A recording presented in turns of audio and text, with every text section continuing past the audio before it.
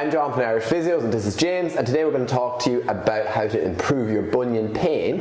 So bunions are where there is a swelling or protrudence on the outside of your big toe, and there is a deviation of the toe away from the midline, and it's where you get a lot of pain around that big toe joint. So we're talking through these different issues that can help with it. So one of those is footwear. So we advise people to get something that is a wide fitting shoe so that it creates a lot more space. We're not compressing in on that toe.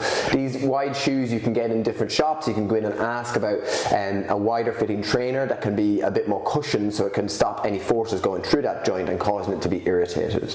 Other things that can help are insoles. So most commonly people buy insoles off the shelf. These are ready-made insoles that typically provide a little bit of arch support that can help control pronation moments that can influence the onset of a bunion. On other occasions, custom-made insole works best. For these situations, it's normally a bunion that's caused by arthritis, where the big toe is particularly stiff.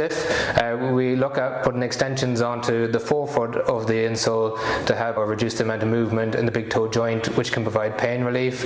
We also look at trying to control the amount of motion at the heel and ankle.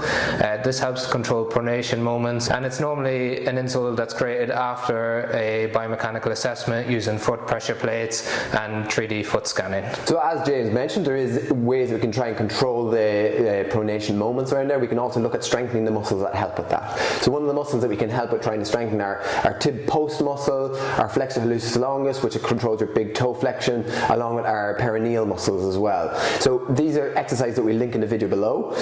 We are also looking at stabilizing up around that foot. So again, looking at just general calf strengthening, soleus strengthening, or other areas, which is really good to try and strengthen in this kind of condition. Another helpful aspect for pain relief is using toe separators. These are pieces of equipment that you put between your toes that just space them out. It can help address the deviation of the big toe. It's more for pain relief. It doesn't correct changes that have already happened. We normally recommend them to patients to wear in the evening or overnight for pain relief, and usually it feels better the next morning. Don't run or do impact exercise in them. It can alter the distribution of force in the foot and increase the risk of injury. And as James mentioned there, things that we try and get people to avoid if you are suffering from bunions are a lot of these kind of higher impact activities. Unless you're addressing those biomechanical issues along to strengthening issues, we would try and avoid doing lots of jumping. So if you're in classes that involve lots of burpees or lots of lunges where there's a kind of repetitive jumping movements that can bring that toe into that painful position, we try and avoid those to stop that aggravation.